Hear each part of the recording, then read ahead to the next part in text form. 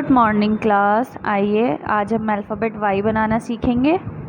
देखिए यहाँ से हम कर्व को फर्स्ट लाइन पे टच करके यहाँ से इसको राउंड किया, ऊपर फर्स्ट लाइन पे लेकर गए और फिर नीचे फोर्थ लाइन पर टच करते हुए राउंड करके थर्ड लाइन पे कट कर दिया।